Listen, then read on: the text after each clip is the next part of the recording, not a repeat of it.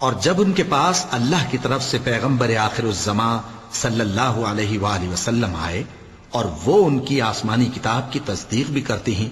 تو جن لوگوں کو کتاب دی گئی تھی ان میں سے ایک جماعت نے اللہ کی کتاب کو پیٹ پیچھے پھینک دیا، گویا وہ جانتے ہی نہیں، اور ان چیزوں کے پیچھے لگ گئے جو سلیمان کے عہد سلطنت میں شیاطین پڑھا کرتے تھے۔ اور سلیمان نے مطلق کفر کی بات نہیں کی، بلکہ شیطان ہی کفر کرتے تھے کہ لوگوں کو جادو سکھاتے تھے۔ اور وہ یعنی بنی اسرائیل ان باتوں کے بھی پیچھے لگ گئے جو شہر بابل میں دو فرشتوں یعنی ہاروت اور ماروت پر اتری تھیں، اور وہ دونوں کسی کو کچھ نہیں سکھاتے تھے جب تک یہ نہ کہہ دیتے کہ ہم تو ذریعہ آزمائش ہیں، تم کفر میں نہ پڑو۔ غرض لوگ ان سے وہ چیز سیکھتے جس سے میاں بیوی میں جدائی ڈال دے،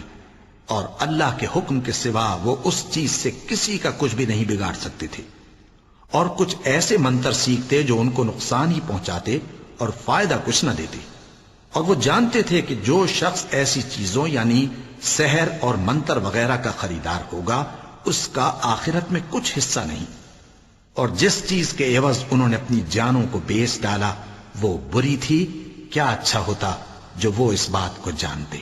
اور اگر وہ ایمان لاتے اور پرہیزگاری کرتے تو اللہ کے ہاں سے بہت اچھا صلہ ملتا،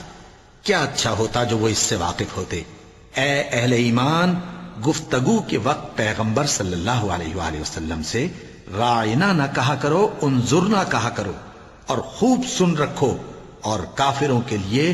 دکھ دینے والا عذاب ہے۔ جو لوگ کافر ہیں، اہل کتاب یا مشرک، وہ اس بات کو پسند نہیں کرتے کہ تم لوگوں پر تمہارے پروردگار کی طرف سے خیر و برکت نازل ہو، اور اللہ تو جس کو چاہتا ہے اپنی رحمت کے ساتھ خاص کر لیتا ہے، اور اللہ بڑے فضل کا مالک ہے۔